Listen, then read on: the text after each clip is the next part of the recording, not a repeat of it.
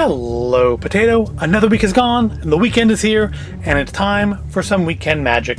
And now it's been a while since I've done a pop-focused episode, so that's what we're going to do today. All pops today. No keys, no pins, just pops. And actually, as it turns out, they're all Disney. Not necessarily all mainstream Disney, but they are all Disney. And it's been a while since I've done a pop-focused video. I think I already said that. And it's largely because I'm trying to kind of limit the number of pops we have. We have a lot of pops. I mean, someday I will have to probably get them all down and do probably a series of videos just on the sheer number of pops that we have, because we've been collecting them for, oh god, at least a decade now. The first ones we got, I think, were actually at the Disney store. May it rest in peace. They had like a series of Disney ones, and this was, I think, like right at the kind of the very beginning of like the vinyl figurine craze. Back when they were still making the, was it Mighty Mugs? I think were the ones that were like in Target and stuff first. But Pops, we were pretty much only seeing it first in the Disney store, and they had like Zurg and the LGMs and things like that. We have a number of those from back then, and we've just been collecting them ever since. And yeah, I've been trying to kind of be a little more picky and choosy just because we're kind of running out of space for them. It's nice that the boxes stack, because you can go pretty much as high as you want with them, or at least as high as your ceiling allows, but still, you do eventually run out of space.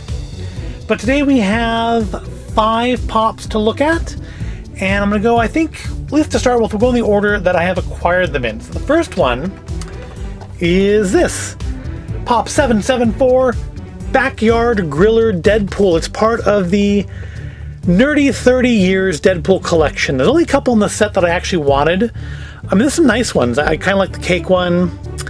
I kind of like the barista one. But there's only a couple I wanted, that or at least I plan to get.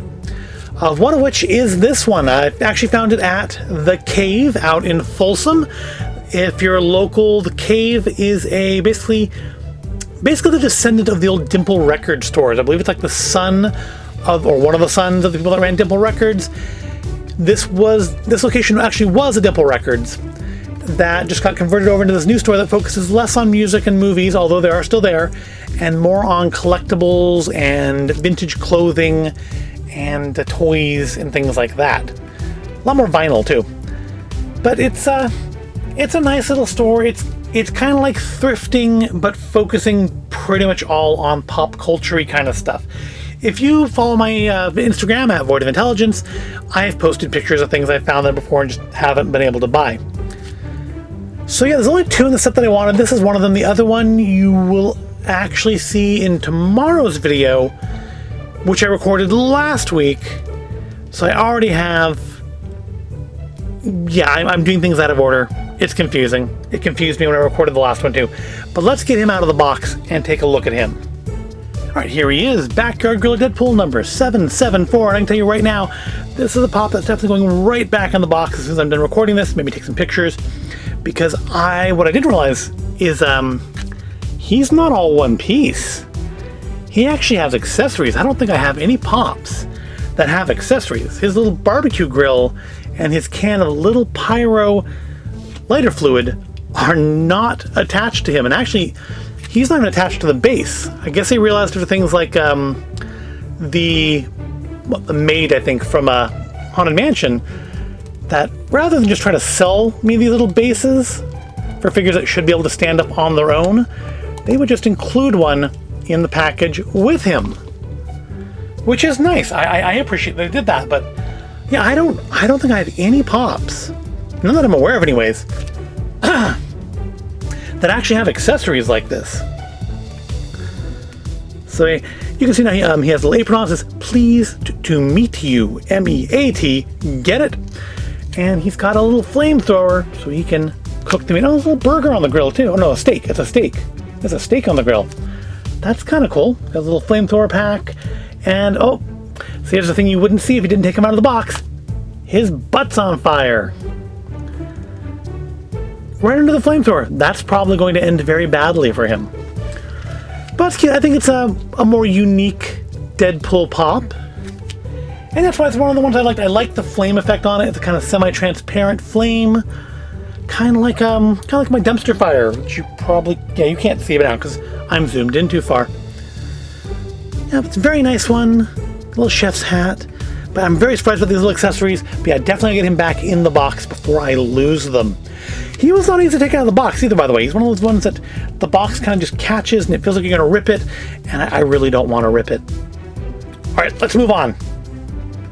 And our next two pops are from Box Lunch. And they are... It's only part of... Again, it's only a couple from the set that we're going to get. We aren't getting the whole series. They are from the Pinocchio set, number 1026 and 1029.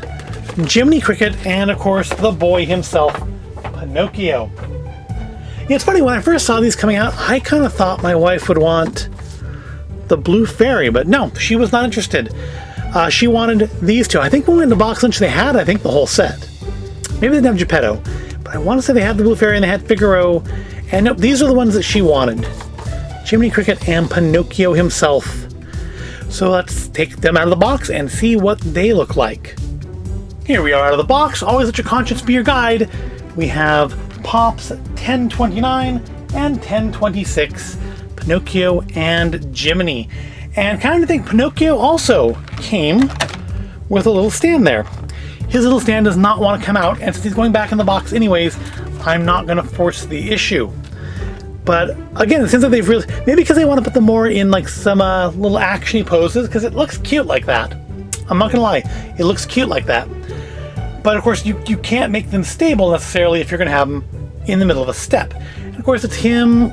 I haven't seen Pinocchio in so long. I guess I need to watch it again. But I know this part where he goes to school. He's got his books. He's got the apple for the teacher. And then we have our early on, very hobo-looking Jiminy Cricket as his conscience. Yep, again, very cute, nice sculpts. No little weird back details on him like there were on Deadpool, but still very nice. I think of the two, I like Jiminy better. Jiminy's got a lot of detail. I like the hat. I like the little tear in the hat there. I like that his toes are sticking through on his shoes. He's got a little hole too. Like if you wanted to buy those bases, they sell. Target sells the bases, I think.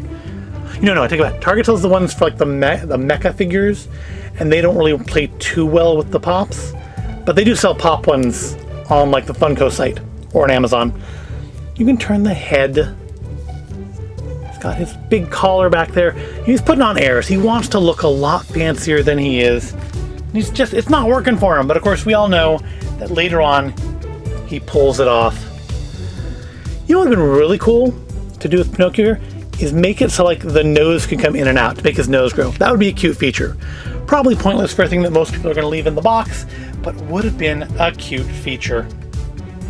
All right, for our next one, I'm going to go sort of out of order. I mean, if you consider when we originally ordered this item, it actually should be the first one I showed, but that order got canceled because Shop Disney. And by the time it got canceled, this item was no longer available in the stores. So frankly, we thought we were just going to miss out on it. And when we went to Target last week, looking for a completely different pop. I was actually looking for a pop. I was looking for that new Cheshire Cat Disneyland 65th pop. That's supposed to be a Target exclusive.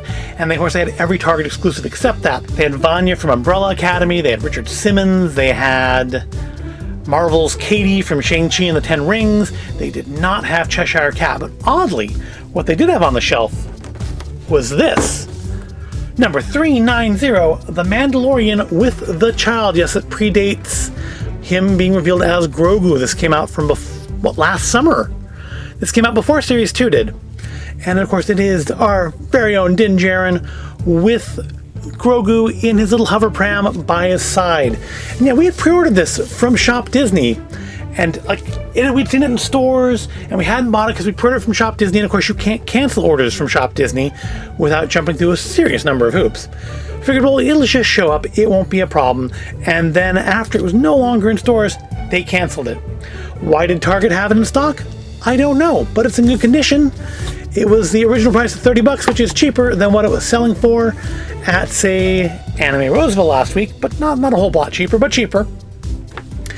And my wife insisted that we get it. And yes, she really insisted. Like I told her, we don't need it. It's another big box one. We have a lot of big box ones now. But she insisted that we get it, and we did. And now let's see if it can come out of the box in any way easy so we can see what it looks like without all this plastic in the way. Well, it turns out the bigger they are, the easier they come out of the box. Here's number 390, The Mandalorian with the Child. And kind of cool in the box, another reason I guess to keep it in the box, is it has this little backing card in the box to really set the scene on it. Nice, look at kind of like a little painted look, like those art cards at the end of the episodes. And this is going to go right back in the box, much like this is going to as soon as we're done recording. Maybe some picture taking. Of course, again, like all the Star Wars and Marvel ones, he's a bobblehead. He bobbles better than Deadpool. It's a better bobble. He's got a good bobble on him. Is that because he's completely hollow underneath? Yeah, pretty much. Of course, Grogu doesn't bobble at all. Grogu is a permanently fixed, stiff figure. It says Star Wars. Star Wars ones seem to usually come with bases, don't they? I wonder why that is. I'm sure there's a reason for that. I'm sure there's a legal reason, same reason that they're bobbleheads and not just figures like most pops, because it has to do with who's licensed to make vinyl figures or action figures and who's licensed to make bobbleheads. So I wonder if there's something like why Star Wars ones usually have bases on them. So there's a reason for it, I'm sure of it, because the Marvel ones don't have them, only the Star Wars ones do. But it's very nice. It is, of course, that scene, I think, actually was also in one of the art cards, which is probably why it has the backing, like the art card on it. But we have Din Djarin in his Beskar armor. No, this is his, like, episode 1 armor, isn't it? This is before he got the Beskar. So this is him, like, episode 1, episode 2, before he actually got his full armor on. Walking with the child. No head turning on these ones, because he's a bobbler, and he's just a solid piece of vinyl. But nicely detailed. You can see the blankets in there. I don't know if that shows well on camera or not. We've got the just kind of wear and tear on the hover pram. Got his cape just kind of draping out behind him as he walks. It's a nice little cinematic pop. Let's get it all on camera. There we go. A nice little cinematic pop. You know, I think I'm pretty much done with Mandalorian pops now. That's when something pretty darned exciting or interesting for Series 3 to get me to buy some more pops. Like, I've already skipped out on the egg container one, and I did buy, I think, about the one with him with the hover pack, just because it looks like cool, like he's hovering. And again, we didn't get this one, so we figured, well, at least we can have that one. But now we have this one too. We have too many pops. We just have too many pops. And our last pop today is one that is also from Shop Disney, and thankfully they didn't cancel on me. And I think I'm actually very, very lucky to have received it, because I ordered it at like 3 in the morning on the day it just kind of dropped. I try to make a habit, if I wake up in the middle of the night, to check Shop Disney and see what dropped at midnight if I'm not actually awake at midnight. Because they drop stuff at midnight sometimes. That's how we got the Walt Disney pop with the castles. We ordered it at midnight. That's how we got our Cruella key and our Small World keys so fast last week, is that we ordered them at midnight when they released. And this item happened to be up there, and I'm glad I ordered it because I haven't seen it back on my site. It was gone by like 7 or 8 in the morning, and I've not seen them put it back up since then. Watch it be back up there today. And that item is number 783, the Pirates of the Caribbean Treasure Skeleton, exclusively at Disney. Because it'd be weird if they sold it at Universal, being it's a Disney property.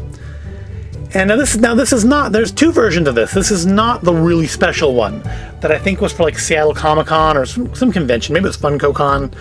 But that one glows in the dark. This one doesn't glow in the dark, but I'm going to be honest with you. I'm not super impressed with the glow-in-the-dark ones that I have, like the Madame Leota. Yeah, I had it on the shelf there for a long time, mostly because it's the Parks exclusive one. The glowing didn't really do that much for me. And so I'm not super disappointed not getting the glow-in-the-dark version, but I am happy I got this. And again, I have not seen it up on Shop Disney since. Maybe it's available in the parks, I don't know. I haven't been to the parks, I don't live near the parks. I'm probably not going to go to the parks anytime soon, unfortunately. But I do have it here. And yeah, we'll finish off by taking it out of its box. Again, assuming it's not taped or anything, is it? No, it's not. So we should be able to take it out pretty easy. Yeah, let's get it out of the box and take a look at it. And finally, we have the ultimate gem of today's treasure haul. Number 783, the Pirates of the Caribbean Treasure Skeleton. And much like the Mandalorian one, it comes also with a backing card to put behind to kind of set the scene of that pile of treasure. This, however, I don't think looks as good as the Mandalorian one. It looks like they were running out of ink in the printer. I don't know if that's an intentional aesthetic they were going to, but it just was kind of washed out, and you can see like the individual lines in there. It makes you think like they were running out of ink. That's really what it looks like to me. But I guess once it's back in the box, you won't know, so it doesn't matter. Let's look at him though.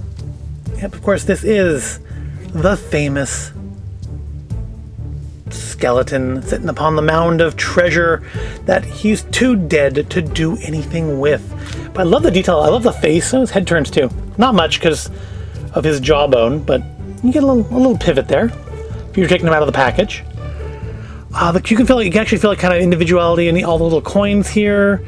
A little gem on the back that you wouldn't see if you didn't take it out of the box. No, of course, no other posability, no articulation. It's a pop. What do you expect from it? But I like this one. I really do. I'm really glad I was able to find this one and not like pay exorbitant reseller amounts. Of course, the angle of the camera, I did a little hard to see the face head on, so let's tilt him like that. There you go. It's actually a very cute face for a dead person. It's a very cute little face. I like the detail on him, I like the hat. It's simple. I mean, a lot of the detail really is in the treasure pile here. Just that they bothered to sculpt out like each coin. It's not just, they could just have gone lazy and just made this kind of be a blob of melted cheese, but they've actually sculpted out or printed out, or however they make these things, all of the coins. I suppose in the ride they could also have just done him on a giant bed of melted cheese too, and they also took the time to, carve it, sculpt it, glue it together, so each coin looked individual. Looks nice. It does give the impression that he's sitting on a pile of gold, not on golden rock.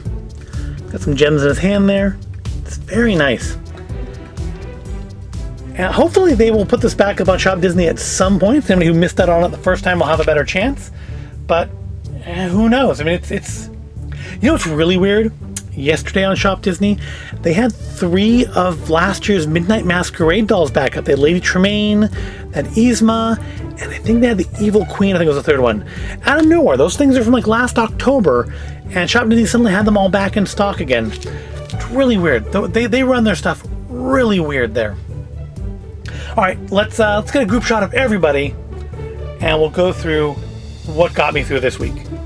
Let us bask in the Disney-ific glory of, all thing I'm missing here is Pixar, isn't it? I've got Star Wars, I got Marvel, and I got your basic straight-on Disney stuff. Just got no Pixar. Guess I should have found a Pixar pop, but oh well. So, what got me through this week? Now, I bet you're guessing I'm gonna say Loki from Disney Plus, the new series that started this week with Tom Hiddleston reprising the role of Loki from the movies, picking up exactly where we knew it would, with him escaping at the end of the original Avengers. But that's not what I'm going to say. That doesn't mean I didn't like the show. It might even be what gets me through next week, and give it a second episode, and we'll see how I think about it then. But what's getting me through this week, or what got me through this week, is the final season, Season 5, of Kim's Convenience, which dropped on Netflix last week. And there's some Disney connections in there too. Don't forget that Simu Liu from Shang-Chi and the Ten Rings plays, Jung in Kim's Convenience, and Paul Sun-Hyung Lee, and I'm sorry if I've mangled that name, and I probably have, who plays Appa, the dad on Kim's Convenience, is of course Captain Carson Teva in The Mandalorian. So there's some Disney connections there still too. But yeah, if you haven't watched Kim's Convenience, I definitely suggest going and watching it. It's a fun little Canadian sitcom. Honestly, I'm going to say, in the last couple of years, the Canadian show Schitt's Creek really blew up here once it started being aired on the Pop Network. And that's another one I watched too before it really picked up steam. But Kim's Convenience, I think, really does deserve that same level of attention and adoration as Schitt's Creek. Because, Schitt's Creek really, honestly for me, I like the first couple seasons better when it was more of a fish out of water show, before it really decided to actually have a heart and really develop the characters. And I'm not saying that's a bad thing. I'm just saying I kind of found the show more enjoyable when it was kind of just everybody laughing at everybody else's oddities. But with Kim's Convenience, I don't feel, there's definitely character development over the 5 seasons, but the show never really pivots to being something other than what it is, which is a family comedy about this Korean family who runs a convenience store. It's very fun, it's very tender. it never really punches down, I think, at anybody. It kind of punches across at each other. And there's some reoccurring characters in the form of customers, and the family goes to church, and their Pastor Nina, appears a lot.